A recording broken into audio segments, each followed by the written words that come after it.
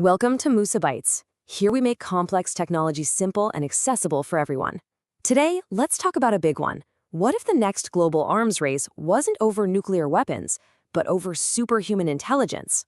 That's the incredibly high-stakes debate we're diving into.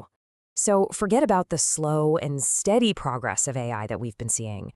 I want you to picture this: a massive, government-led, all-out push to build superhuman AI. We're talking a concentrated, high-stakes race modeled directly on the Manhattan Project, the program that built the atomic bomb. And this isn't some sci-fi movie plot.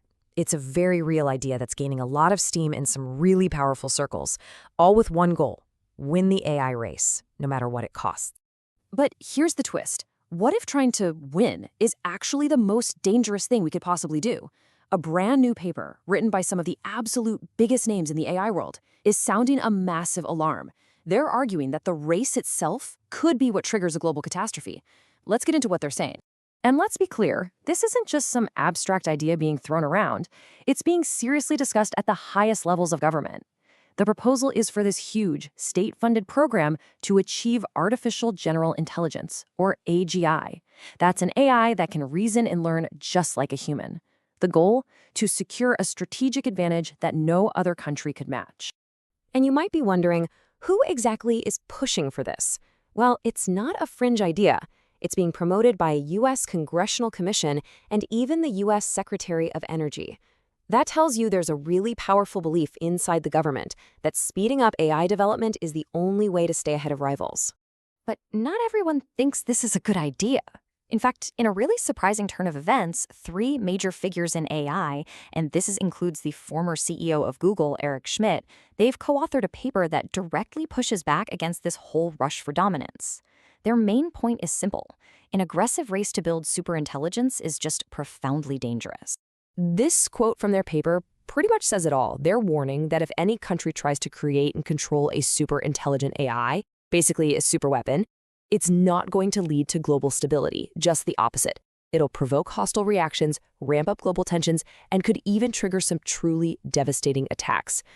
The main analogy they use is a pretty stark one: the Cold War's nuclear arms race. Think about it.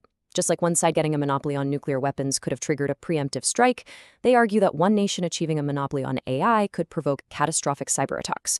It's the classic logic of mutually assured destruction, or MAD, just completely reimagined for our digital world. Okay, so if racing to win is too dangerous, what's the alternative? Do we just stop? Well, the paper proposes this fascinating third way, a strategy that isn't about winning the race, and it's not about stopping it entirely either. It's about changing the rules of the game to create stability through deterrence. They even have a name for it: MAIM, which stands for Mutual Assured AI Malfunction. The whole idea isn't to wait around for an enemy to build and use a dangerous AI. It's to develop the power to proactively shut down a threatening AI project before it can ever be turned into a weapon. It's a purely defensive move designed to make sure that no single country can get a dangerous upper hand. So how would this actually work? Well, it all starts with a huge shift in thinking, from winning to deterring. This means building a really powerful cyber arsenal, not to attack, but specifically to be able to disable threatening AI projects.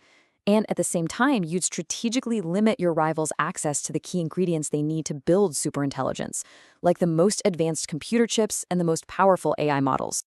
This new proposal really tries to find a path through this incredibly polarized debate we're all having about AI. It's trying to carve out a middle ground between two extreme positions that have pretty much dominated the conversation up until now. The debate has mostly been split between two camps. On one side, you have the people some are calling the doomers, who want to slam on the brakes to avoid disaster.